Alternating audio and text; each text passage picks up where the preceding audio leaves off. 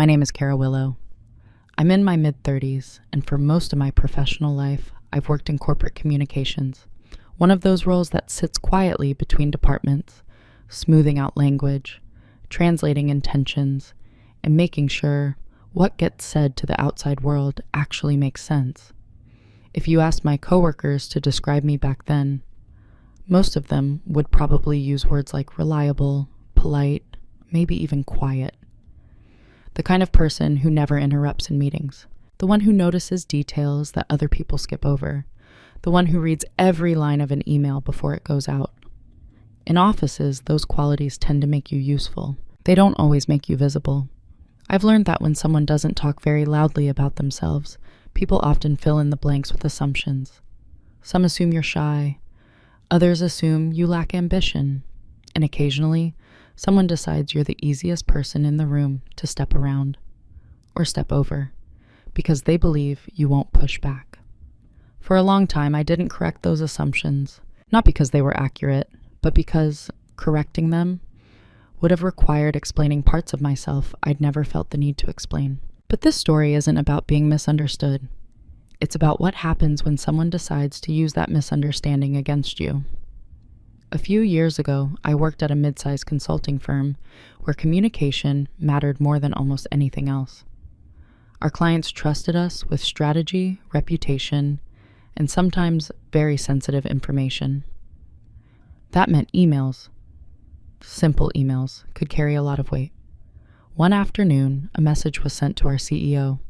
The message looked like it came from me, and it didn't just look careless. It looked aggressive, unprofessional, almost confrontational, the kind of email that could easily make a leader question whether the person who wrote it belonged in the company at all. Except there was one problem.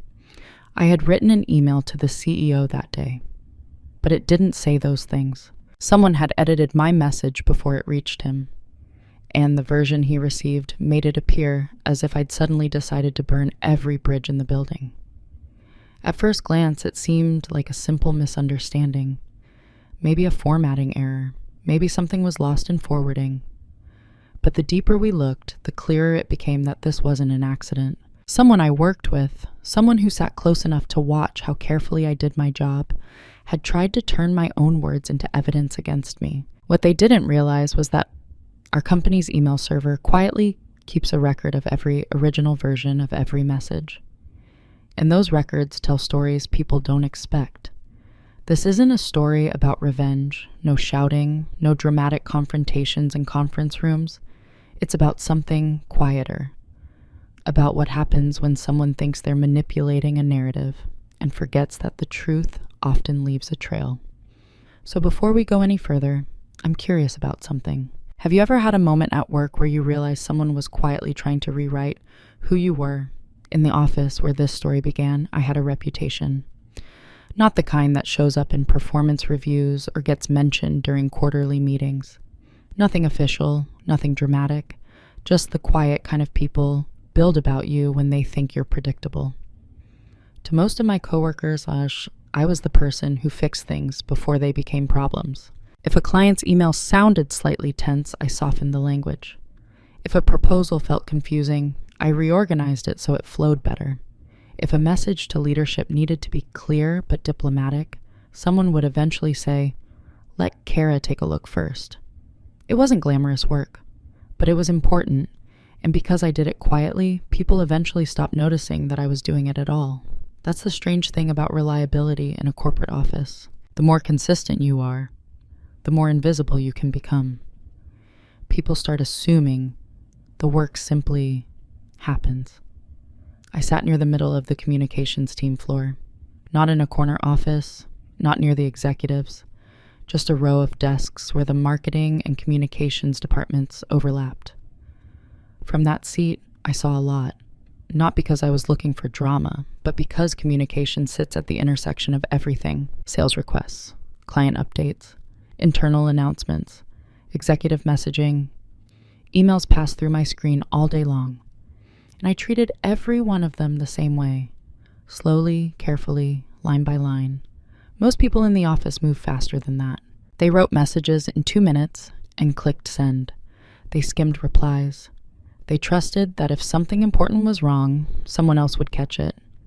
Often that someone else was me. At first, my manager appreciated it. She would say things like, "Kara notices the details other people miss." But appreciation inside an office has a quiet expiration date. After a while, the things you do well stop being praised and start being expected. And expectations have a way of turning people into roles. Without anyone officially saying it, my role became clear. I was the reliable one, the one who stayed calm when deadlines piled up, the one who didn't complain when extra revisions appeared at 6 p.m., the one who rewrote emails that other people had rushed through. Reliable, useful, safe, but also easy to overlook. There were louder personalities on the team, people who spoke quickly in meetings, who pitched ideas before fully thinking them through, who seemed to treat confidence like a performance. I wasn't like that. When I spoke in meetings, I usually waited until the end, not because I was unsure, but because by then I had listened to everyone else first. Patterns appear when you're patient enough to watch for them. Sometimes I would suggest a small change to a message, a word swap. A sentence was moved earlier, a tone adjustment, and occasionally someone would blink and say, "Oh, that actually reads much better." Then the meeting would move on. No spotlight, no credit necessary. Honestly, that arrangement suited me for a long time. There's a certain peace in being underestimated. People reveal more when they think you're not evaluating them. But there's also a risk. Because when someone in an office starts thinking of you as quiet, predictable, unlikely to push back, they might eventually assume something else, that you're harmless. And once someone believes that, it becomes easier for them to test the boundaries of what they can get away with.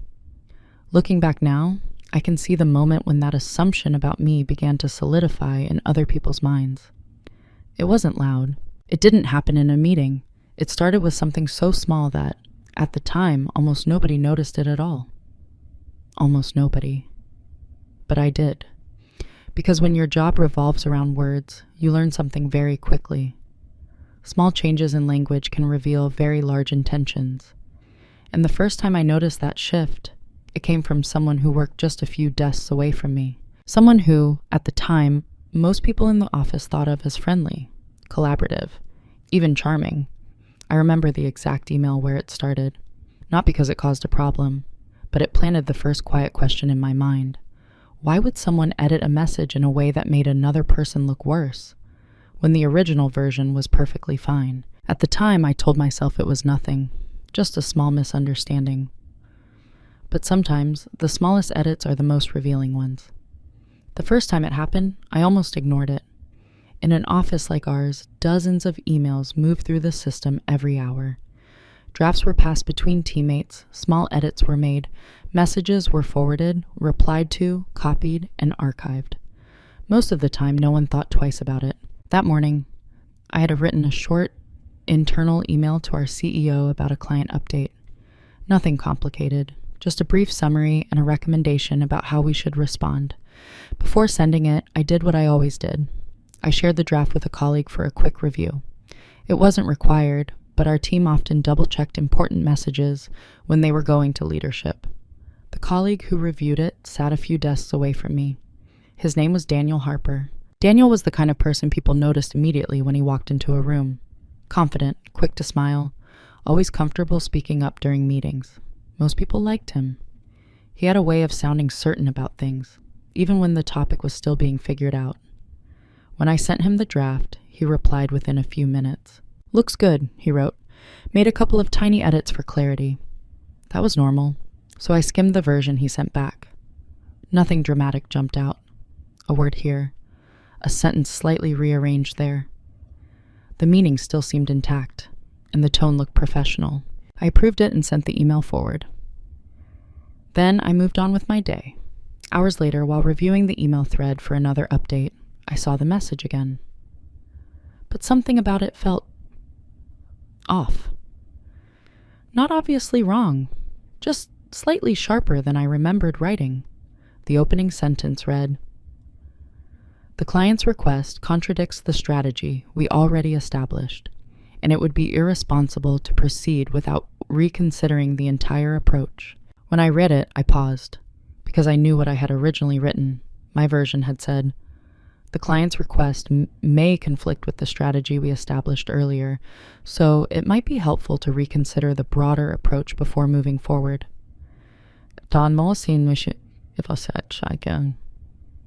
The difference was subtle, but in corporate communication, subtle differences matter. One version sounds collaborative. The other sounds like you're accusing someone of making a mistake. At the time, I told myself I was overthinking it. Editors adjust tone all the time. Maybe Daniel believed the stronger wording would make the recommendation clearer. Still, something about the change lingered in my mind. Not because it made the email terrible, it didn't, but because it shifted the voice, and voice matters, especially when the message carries your name. Later that afternoon, I passed Daniel's desk on my way to refill my coffee. He was talking with another teammate, laughing about something on his phone. When he noticed me walking by, he lifted a hand in a friendly wave. "Hey, Kara," he said. "CEO reply yet?" "Not yet," I answered. "Probably will later," he said casually. He likes direct emails. Direct. That word stayed with me, because the version Daniel had edited wasn't just direct. It was sharper. Sharper than anything I usually send. Still, I let it go. No complaints came back.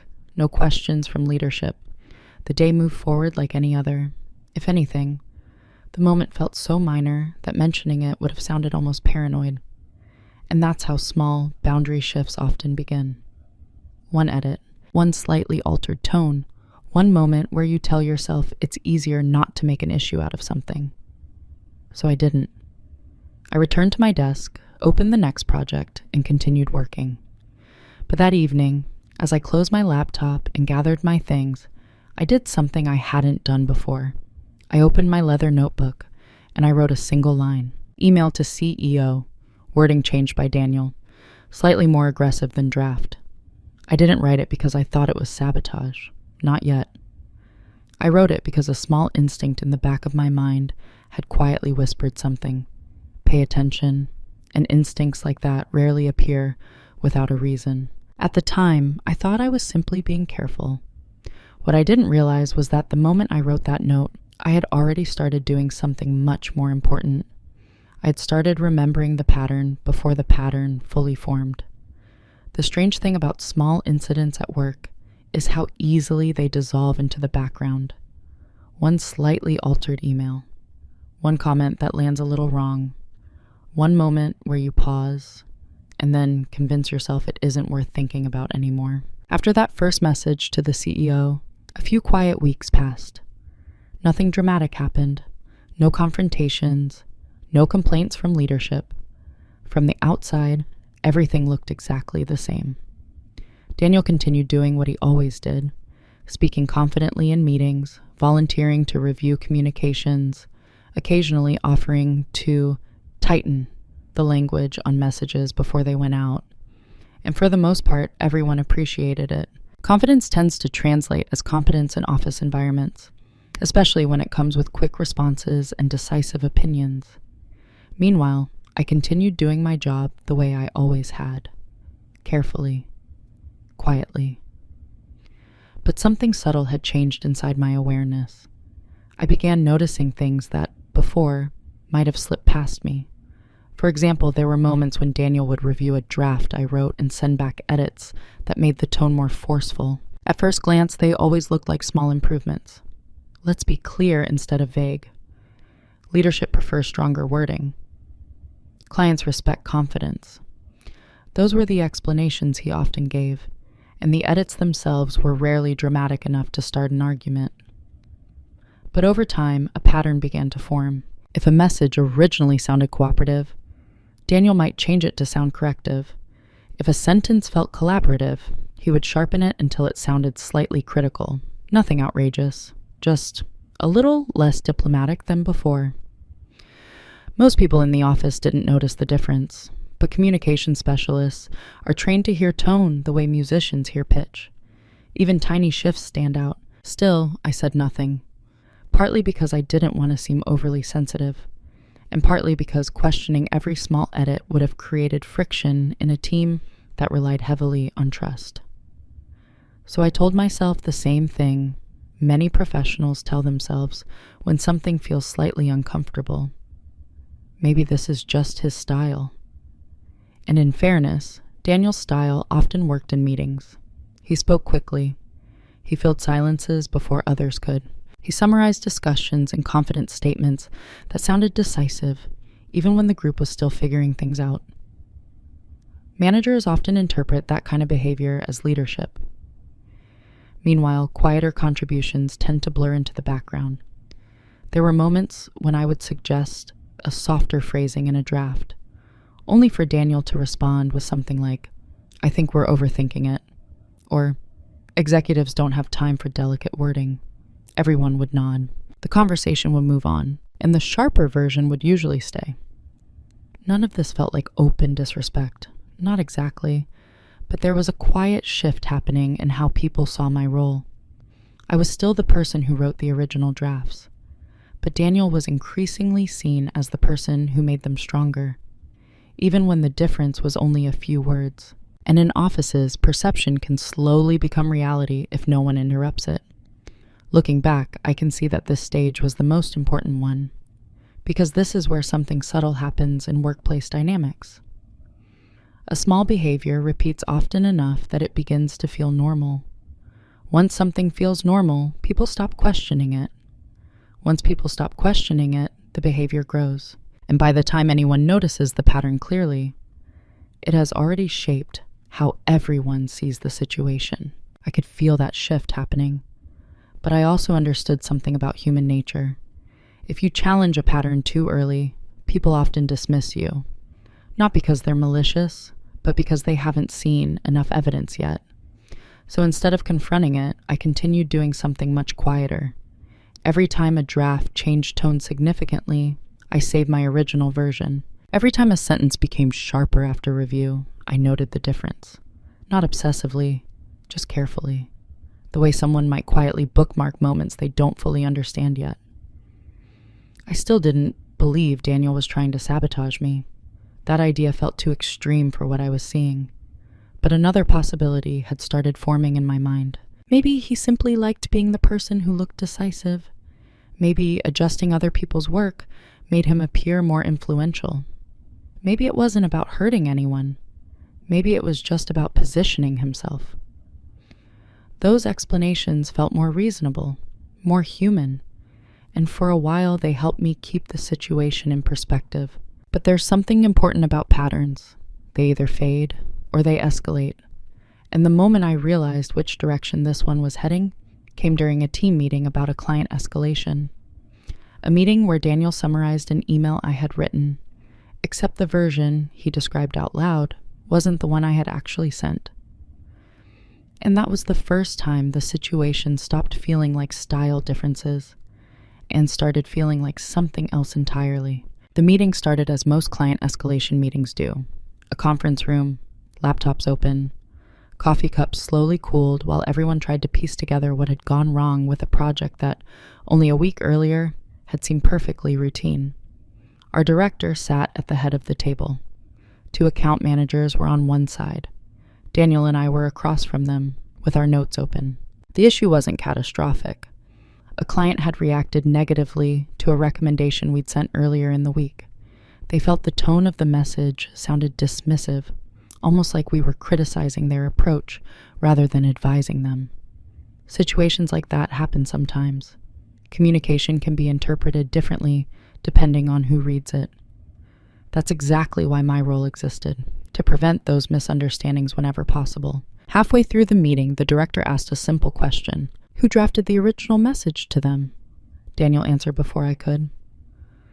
Kara wrote the initial version, he said, glancing at me briefly, but the wording ended up being pretty firm. He said it casually, not accusingly, just factual. Then he paraphrased part of the email out loud, except the words he repeated weren't quite right. They were sharper, more blunt than what I remembered writing.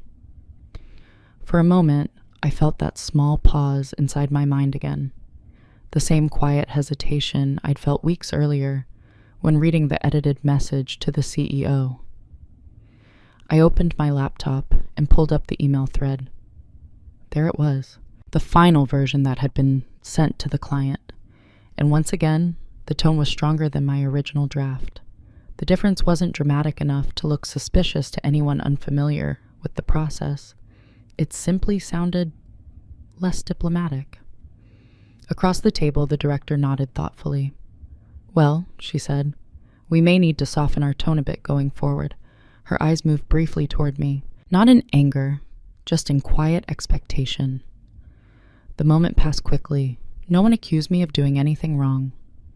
The meeting continued, shifting toward how we could reassure the client. But something important had happened in that room. A narrative had quietly formed. I was the person who sometimes wrote messages that sounded a little too direct. Daniel was the person who helped refine them, even though the reality was often the reverse. And because I didn't interrupt the moment to explain that difference, the role settled into place almost naturally. After the meeting ended, people closed their laptops and drifted back toward their desks. Daniel walked beside me down the hallway. "Don't worry about the client thing," he said lightly. "They're sensitive. Happens all the time." I nodded. "Yeah," I said. "It does." He smiled in that easy way he had, the kind of smile that made most people assume everything was friendly, collaborative, harmless. Then he added something that sounded supportive on the surface. "You're great with details," he said. "I'm just better at the big picture tone stuff." It was a small sentence, but it revealed something very clearly. Without ever openly criticizing me, Daniel had quietly positioned himself as the person who improved my work. And because I rarely argued about credit or tone adjustments, the rest of the team had begun accepting that story. Not deliberately, just gradually. I returned to my desk and opened the email again. This time I pulled up both versions, my original draft and the edited version that had actually been sent. The differences were small. A verb changed here, a sentence tightened there, but each adjustment tilted the message slightly toward confrontation instead of collaboration. Individually, none of those changes looked like sabotage.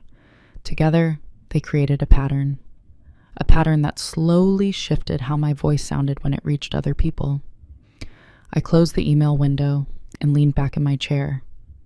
Across the office, Daniel was already laughing with someone near the printer, completely relaxed. At that moment, something became clear to me. This wasn't happening by accident. Maybe he wasn't trying to destroy my reputation. But he was definitely comfortable letting the narrative drift in a direction that benefited him, and I had unintentionally allowed that narrative to form. Because I had assumed something important, that people were paying close attention to the details. But the truth about offices is simpler than that. Most people notice outcomes, not processes. They remember who spoke confidently in meetings. They remember who summarized problems. They rarely remember who wrote the original message before it passed through 3 other hands, which meant I had been assigned a role without anyone officially announcing it. Reliable, quiet, detail-focused, but occasionally a little too blunt, and Daniel conveniently had become the person who balanced that tendency. For a while, I simply watched that role settle around me, not angrily, not defensively, just carefully. Because once you recognize the role other people expect you to play, you gain a strange kind of clarity. You start seeing the entire system differently. And sometimes that awareness leads to something very quiet, a shift, not in how others behave, but in how you decide to respond. That shift for me didn't happen during a meeting. It happened late one evening in the office when almost everyone else had gone home, and I opened the email server logs for the first time. The shift didn't happen in a dramatic moment. There was no confrontation, no raised voices, no sudden realization that made everything perfectly clear. It happened late on a Tuesday evening. Most of the office lights were already off. The cleaning staff had started moving quietly through the hallways, and the low hum of computers felt louder in the emptier space. I had stayed late to finish preparing a communications brief for a client presentation the next morning. It wasn't unusual for me. Writing carefully takes time, and I preferred working when the office was quiet. Around 7:30, I leaned back from my screen and rubbed my eyes. That was when I remembered something our IT manager had mentioned months earlier during a training session about internal security. He had explained that our email server automatically stores original message versions for compliance reasons. It was a feature designed mainly for legal protection, so if a dispute ever arose about what had actually been sent, the system could show the original message before edits, forwards, or alterations. At the time, most people in the room had half listened. Corporate compliance meetings rarely hold anyone's attention for long, but communications work had trained me to remember details like that. So that evening, with the office nearly empty, I opened the internal documentation page for the email system. I wasn't looking for proof of anything. Not exactly. I was simply curious. Curious whether the system actually stored the draft versions the way the IT manager had described. It took a few minutes of searching through the interface before I found the archive access panel. Then I typed in the subject line of the earlier email to the client, the one that had been discussed in the meeting. A list appeared. Thread history, edits, routing logs, and at the bottom of the list, original message snapshot. I clicked it. For a moment, I just stared at the screen, because there it was, my original email, exactly as I had written it, diplomatic, measured, collaborative. Then I clicked the next version in the chain. That one showed the document after Daniel had reviewed it. The changes were highlighted automatically by the system. 3 sentences adjusted, 2 words replaced, a subtle shift in tone that transformed suggestion into criticism. Again, the differences weren't outrageous, but seeing the versions side by side removed all ambiguity. The edits had clearly moved the message in a sharper direction, and more importantly, the system recorded who had made them. I sat quietly in my chair, reading through the versions again, not with anger, more like the calm focus that comes when a puzzle piece finally fits where it belongs. Because the moment I saw that record, something inside my thinking changed. Up until that evening, I had still been giving Daniel the benefit of the doubt. Maybe he simply preferred stronger wording. Maybe he thought he was helping. Maybe the pattern I noticed was accidental. But the server log revealed something interesting. The edits weren't random. They were consistent. Every change nudged the tone just a little further away from how I naturally wrote. Just enough that, if someone complained about the tone later, the message would still carry my name. And that realization didn't make me angry. It made me clear. Clear about something that many people learn too late in corporate environments. When a narrative begins forming about who you are, it will keep growing unless you quietly take control of the evidence. I didn't print anything. I didn't report anything. I simply opened my notebook again. Under the earlier note about the CEO email, I added a second line. Server logs confirm tone edits after review. Then I closed the archive window. Because the point of discovering information isn't always to act immediately. Sometimes the smartest move is simply to understand what you're dealing with. And that night, for the first time, I understood the situation fully. Daniel wasn't openly attacking me. He was doing something far subtler. He was editing the story that people heard when my words reached them. A small adjustment here, a stronger phrase there. Over time, those changes shaped how others perceived my voice. But there was one thing he clearly hadn't considered. Every digital system leaves a trail, and the more carefully someone tries to reshape reality, the more detailed that trail often becomes. I closed my laptop, turned off my desk lamp, and walked toward the elevator. As the door slid shut, I felt something unexpected, not frustration, not fear, just a quiet sense of alignment. Because the moment you truly understand a pattern, you stop reacting to it emotionally. You start responding to it strategically. And from that point forward, my silence in the office meant something very different than it had before. After that evening in the empty office, nothing about my daily routine changed on the surface. I still arrived around the same time every morning. I still reviewed drafts carefully. I still attended meetings and listened more than I spoke. From the outside, I was exactly the same person everyone believed me to be. But internally, something had shifted. Before, my quietness had been instinctive. It came from personality, from habit, from the belief that doing good work consistently was enough. Now my quietness had become deliberate, because once you see a pattern clearly, you stop wasting energy trying to convince people it exists. Instead, you start watching how it develops, and patterns reveal themselves much more fully when no one feels threatened by your awareness. Over the next few weeks, Daniel continued reviewing drafts occasionally. Sometimes he volunteered. Other times, managers asked him to take a quick pass at important messages before they went out. Each time, the same small adjustments appeared. A cooperative phrase became corrective. A suggestion became a directive. A neutral sentence became something slightly sharper.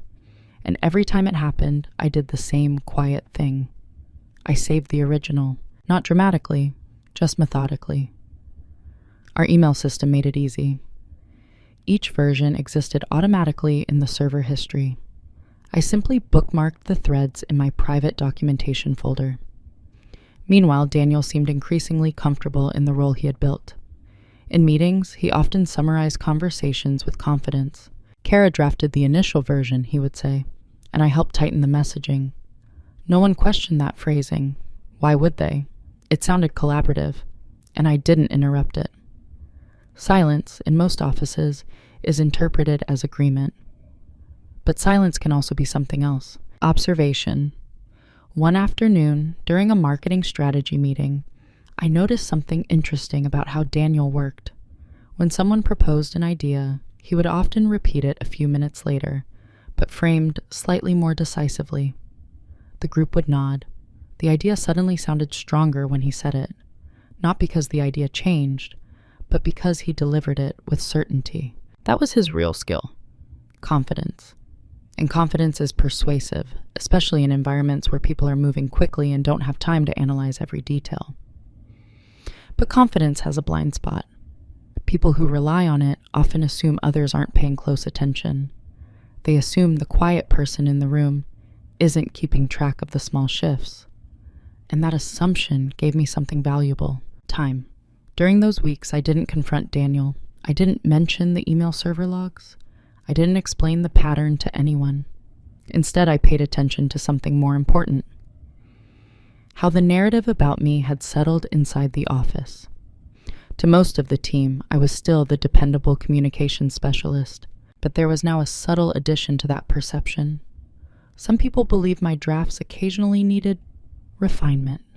Nothing serious, just a little polishing from someone who was more direct.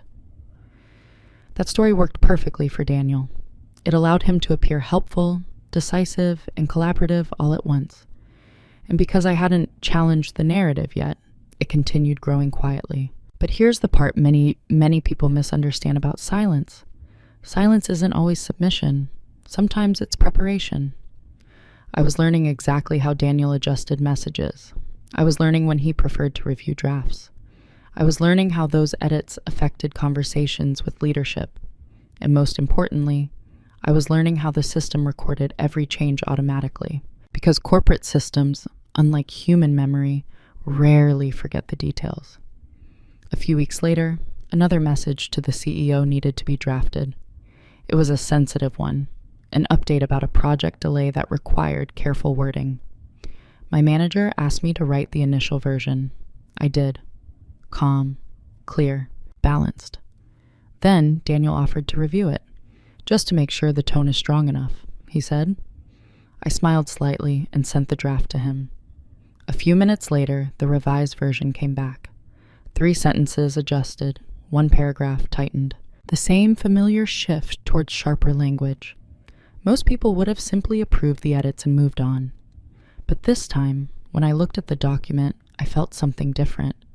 Not frustration, not concerned, just the quiet awareness that the pattern had now repeated enough times to become unmistakable. And when a pattern becomes unmistakable, the the next decision you make matters more than anything that happened before it, because that decision determines whether the story continues the way someone else designed it, or whether the truth finally steps into the room. But before the truth appears publicly, something important usually happens first. You discover exactly how much leverage you actually have. And that discovery, for me, happened in a place Daniel probably never imagined anyone would look. By the time we reached that point, the office had already settled into its rhythm around Daniel's role. He was a confident communicator, the one who could strengthen a message, the one manager occasionally asked to review drafts when something important was going out, and I remained exactly what everyone expected me to be: reliable, careful, quiet. But what most people didn't notice about quiet people is that they often have the clearest view of how systems actually work. While others focus on conversations and impressions, we pay attention to structure, to records, to the parts of the process that no one thinks about until something goes wrong. After discovering the email server logs, I started learning more about the internal systems our company relied on. Not obsessively, just thoroughly. For example, our messaging platform didn't just store final emails. It tracked version histories, routing paths, editing timestamps, and user accounts that interacted with each message. Originally, that system existed for compliance and legal protection. Large companies often maintain detailed archives in case clients ever dispute communications. But most employees never look at those archives. They assume the final message is all that matters. And that assumption creates a strange blind spot, because the truth is that digital systems quietly remember everything that happened before a message reached its destination. Over the next month, I continued working normally, drafting updates, editing proposals, preparing communication briefs. But whenever an email went through the familiar review pattern, when Daniel adjusted the tone before it reached leadership or clients, I bookmarked the thread. Sometimes I compared versions later in the evening. Sometimes I simply left the records untouched, knowing they were stored automatically. What I was really doing wasn't collecting evidence. It was understanding the shape of the pattern, and the shape became clearer with every example. Daniel's edits followed a predictable rhythm. If a sentence sounded cooperative, he strengthened it. If a phrase softened responsibility, he clarified it more sharply. Again, none of those changes were outrageous on their own, but they created a consistent shift in tone that people began associating with my writing. Meanwhile, Daniel's reputation inside the team continued to grow. Managers liked how quickly he responded during meetings.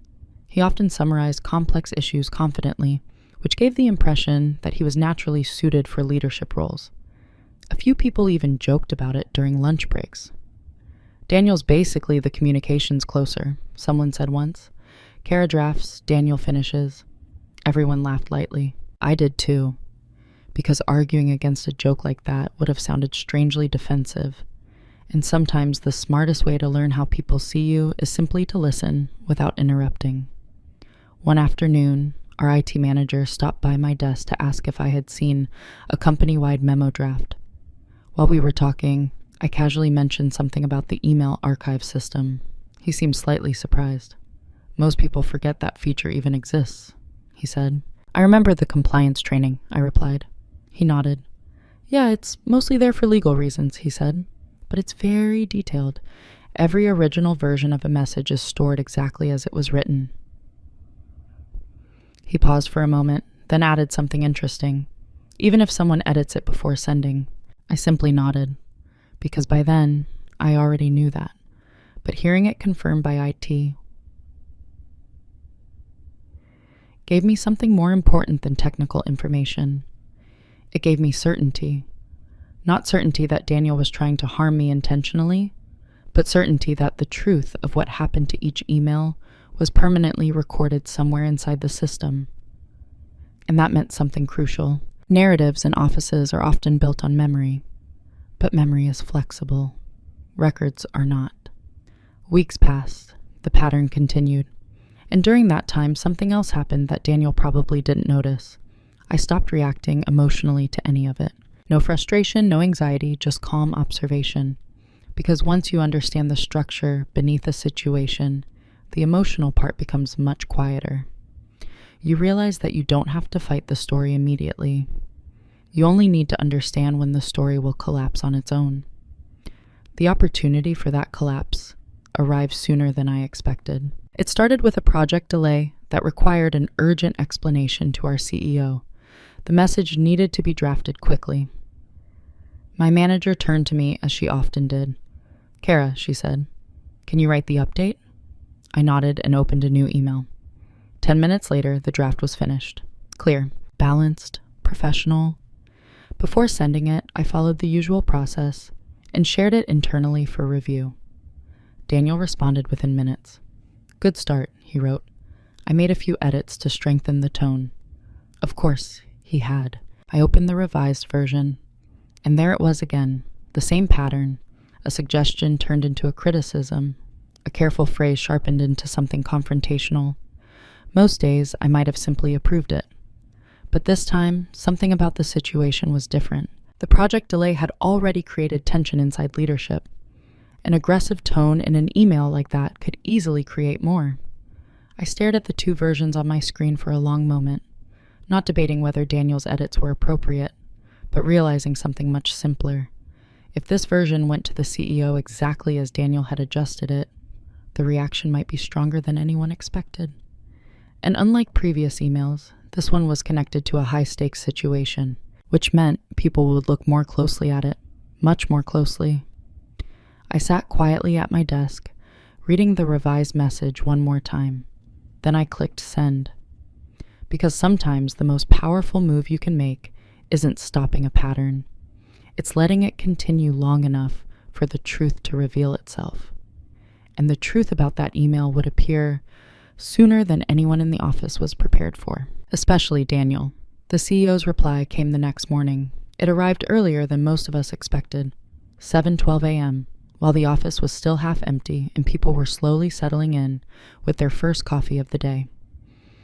I noticed the notification while opening my inbox. The subject line was the same as the message I had sent the night before about the project delay, but the tone of the response was sharper. Not angry, just unusually direct for him. He wrote that the explanation sounded unnecessarily critical of internal decisions and asked for clarification on why the message had been framed that way. I read the email twice. Then I closed my laptop for a moment and just sat there, because the reaction wasn't surprising. In fact, it was almost exactly what I had expected when I saw Daniel's edits the night before. Within an hour, my manager called a short meeting. Nothing dramatic, just a quick check-in to clarify the situation before responding. The four of us gathered in the small conference room again. My manager, Daniel, me, and the operations lead is responsible for the delayed project. My manager opened her laptop and read the CEO's message aloud. The room stayed quiet for a moment. Then Daniel leaned back slightly in his chair. "Yeah, that email might have come across a little strong," he said. He glanced toward me briefly, then continued. "Kara drafted the update pretty quickly last night, so maybe the wording just needed a bit more softening." The sentence landed gently in the room, almost casually, but it carried the same quiet narrative that had been forming for months. The implication was subtle. The tone issue came from the original draft, not from the edits. Across the table, my manager looked at me. Again, she wasn't angry, just thoughtful. "Kara," she said calmly, "do you still have the earlier version of the draft?"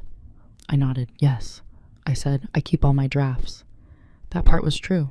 But what I didn't say yet was that our email server also kept every version automatically. I opened my laptop and pulled up the message. Two versions appeared on the screen, my original and the one that had actually been sent. The room leaned slightly closer. I clicked the first version.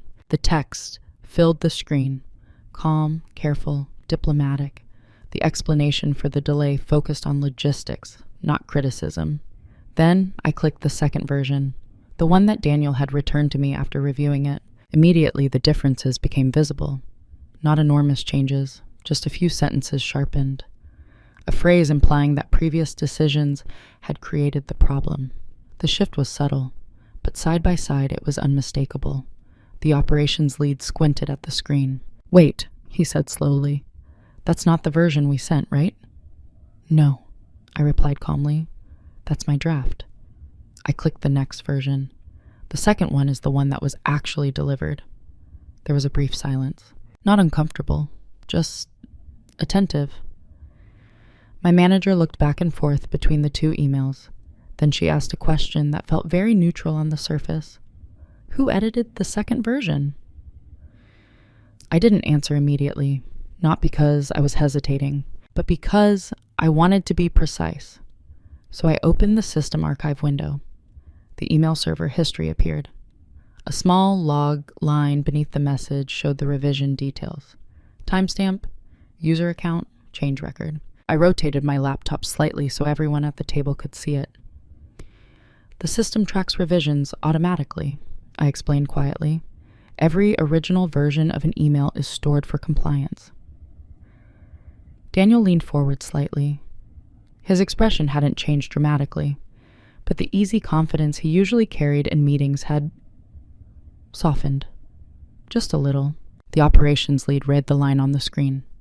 "Oh," he said. Another small silence settled over the table. No one raised their voice. No one accused anyone of anything. But the dynamic in the room had shifted in a way that was impossible to ignore. Because the story everyone had quietly accepted, that Daniel simply helped strengthen my drafts, suddenly had a very clear piece of context attached to it. The edits weren't theoretical.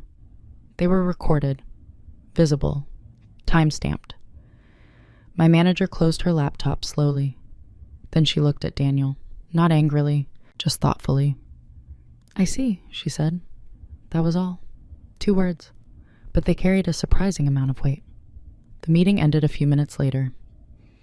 We agreed to send a revised explanation to the CEO using the calmer language from the original draft. Everyone stood up and walked back toward their desks.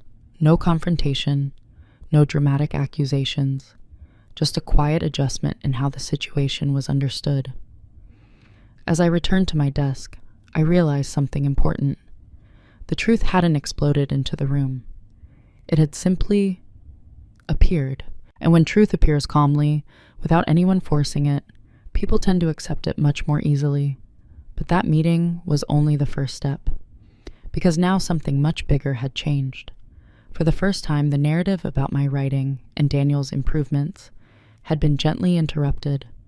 And once a narrative cracks, even slightly, people start looking at the past a little differently, which meant the next decision I made would matter more than any evidence already sitting in the system. Because when the truth begins surfacing quietly, you still have to decide something very carefully, whether to push the situation further or simply let the consequences unfold on their own.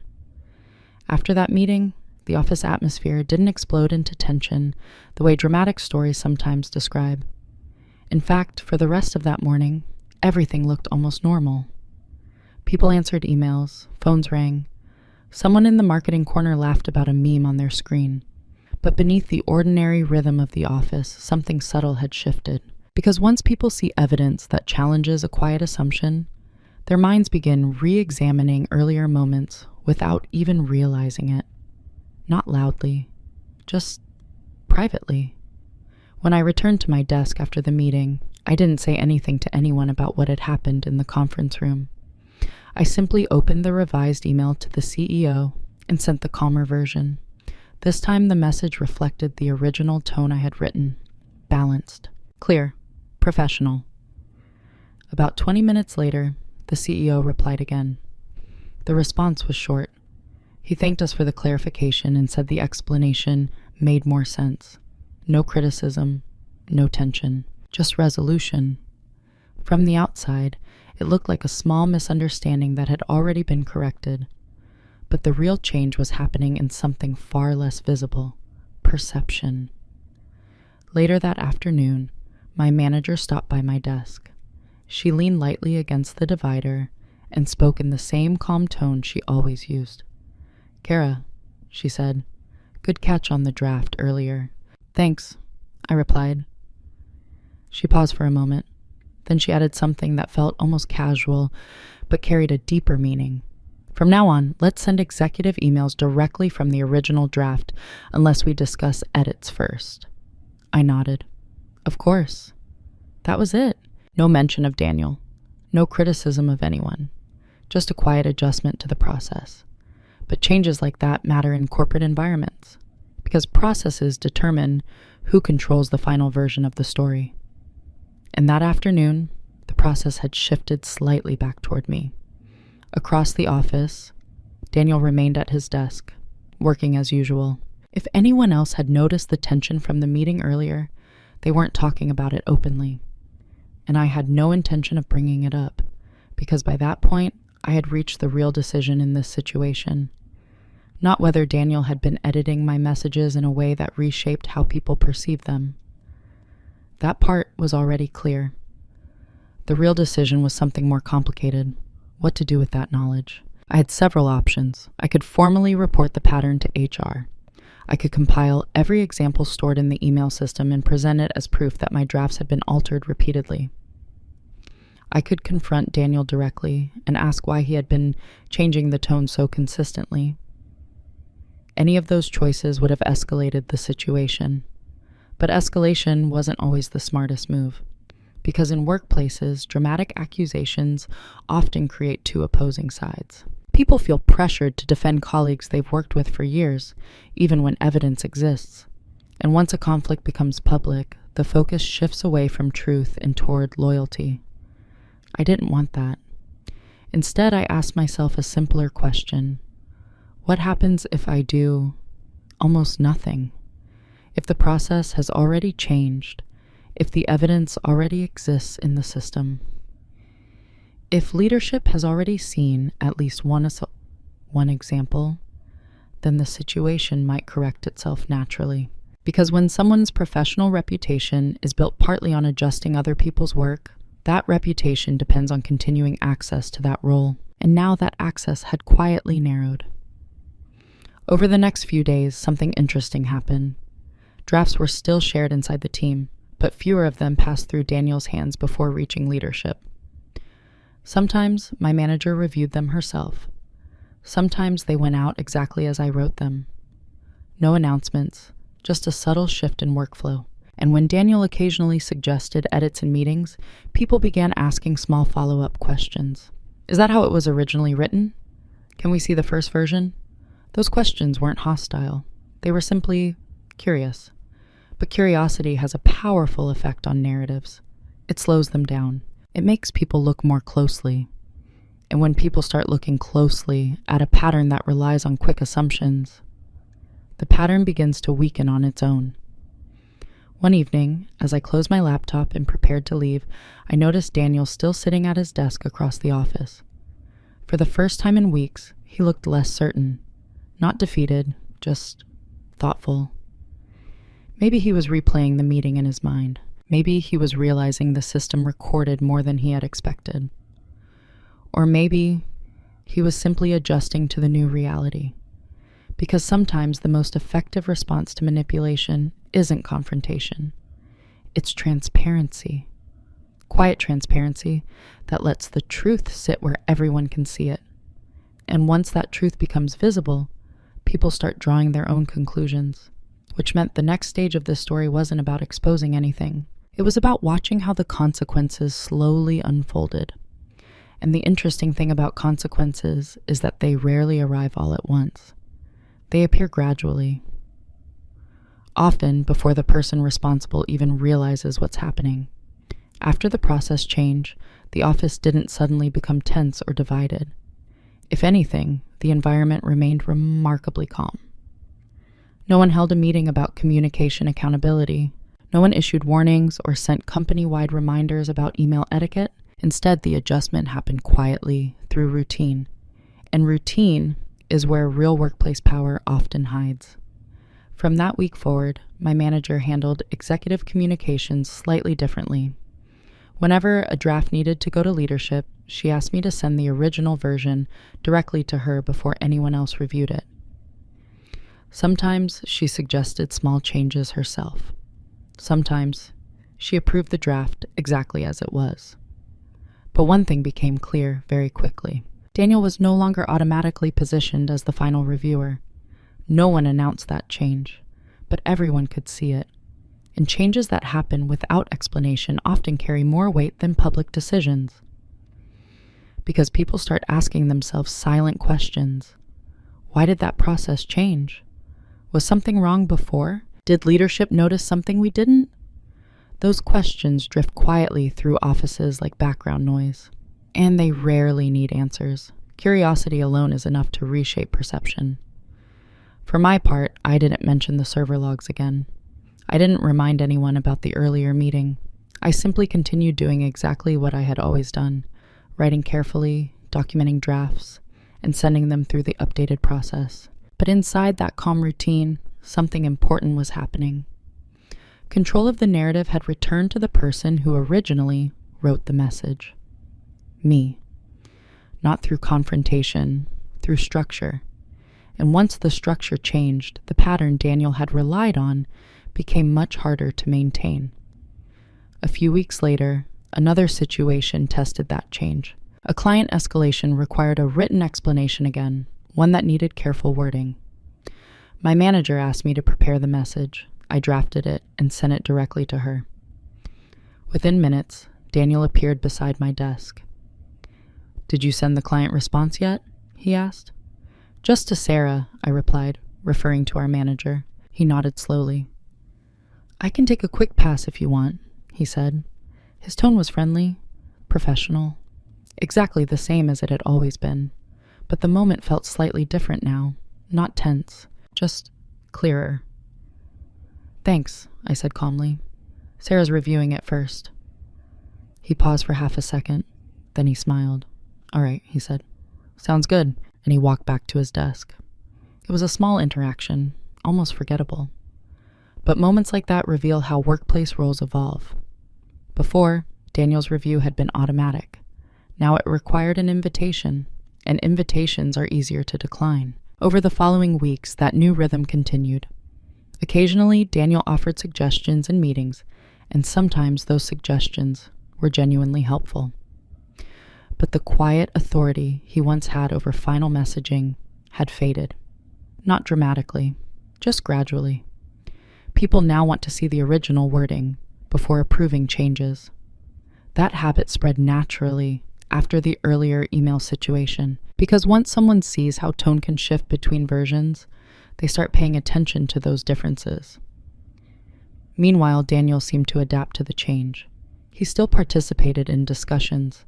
He still spoke confidently during meetings, but there was a subtle difference in how people responded. Before, his summaries often ended conversations. Now they sometimes start new ones. Someone would say, "Let's double check the draft." Or, "Can we compare that with the original version?" Those questions weren't accusations. They were simply cautious. And caution changes the way influence works. One afternoon, as I reviewed a proposal draft near the end of the day, my manager stopped by again.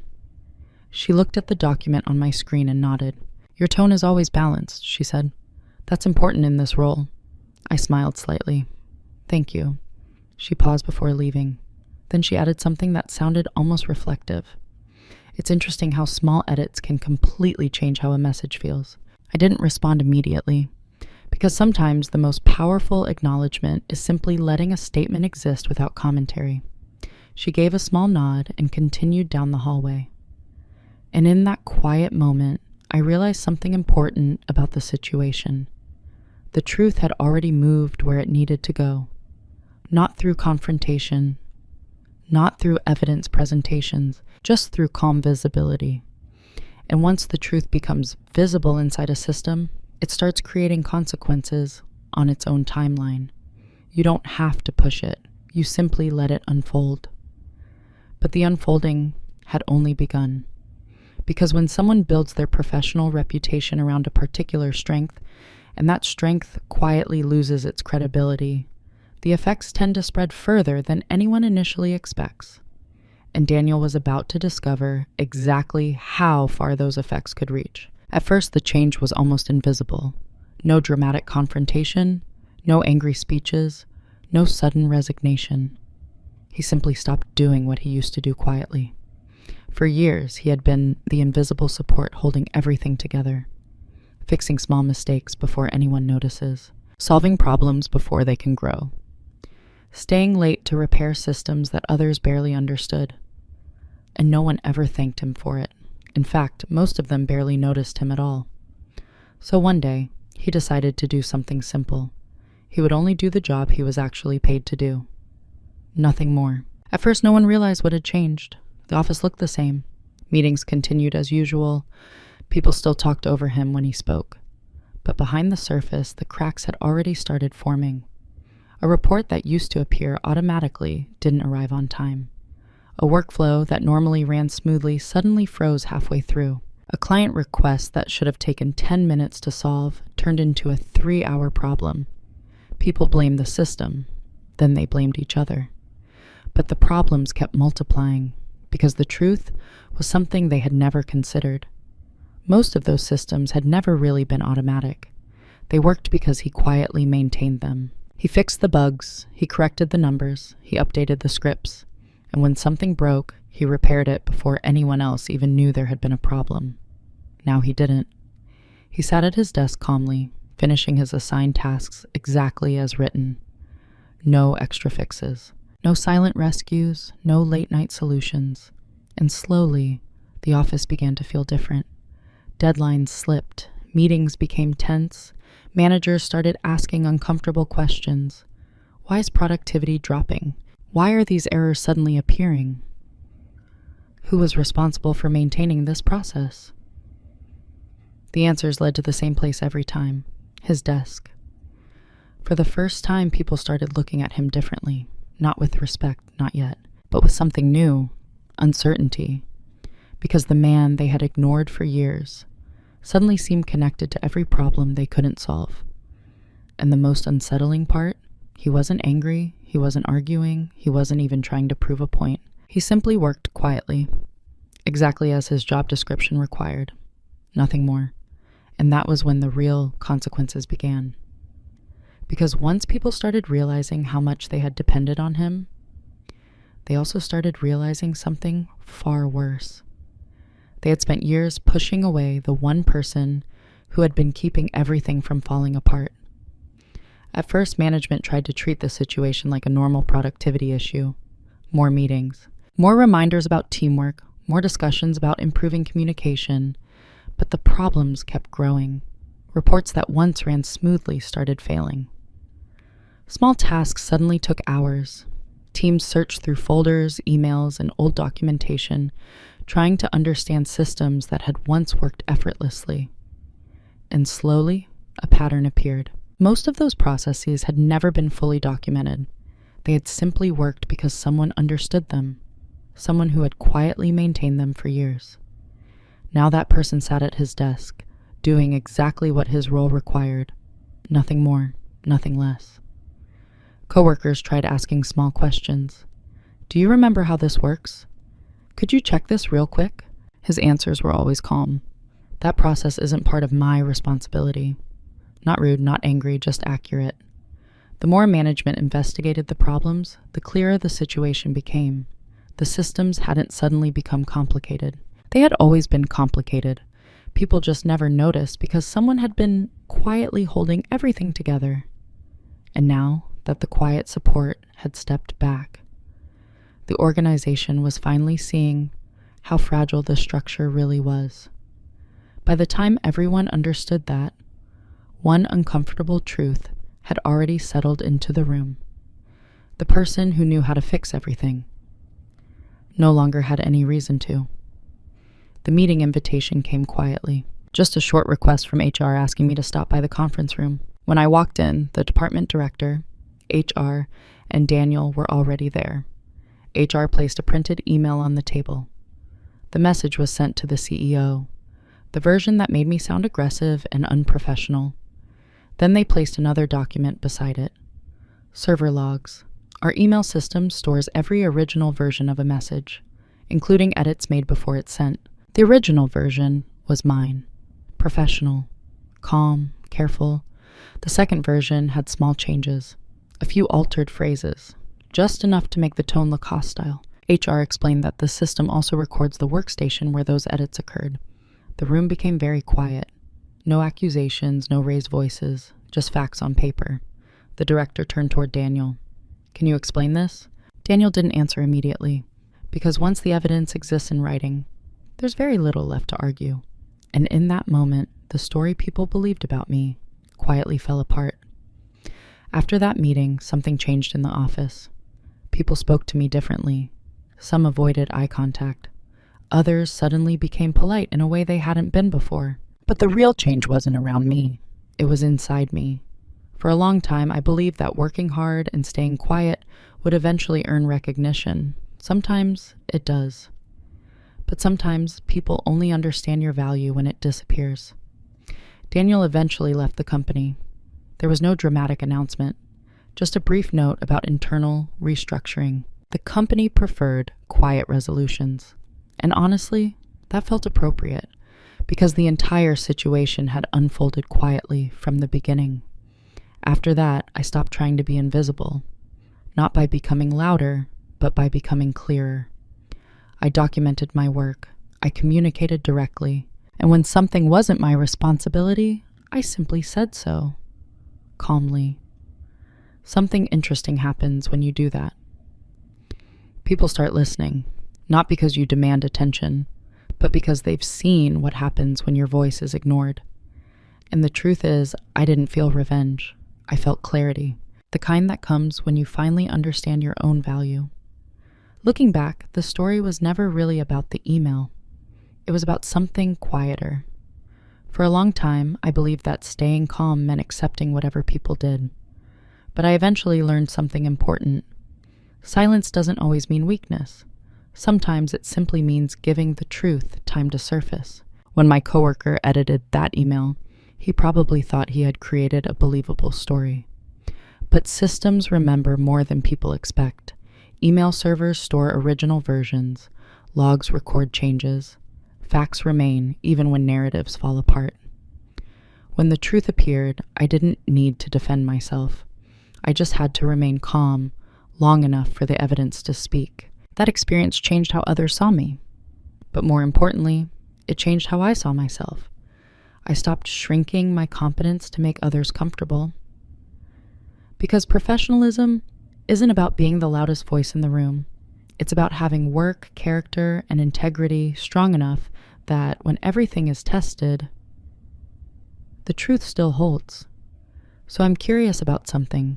Have you ever been in a situation where someone tried to misrepresent you at work? And if you have, did you confront it immediately, or did you wait for the truth to reveal itself? I'd love to hear your story in the comments. Video hữu ích, hãy ấn like và đăng ký kênh để ủng hộ mình nhé. Chúng ta sẽ gặp nhau ở những video tiếp theo. Bye bye.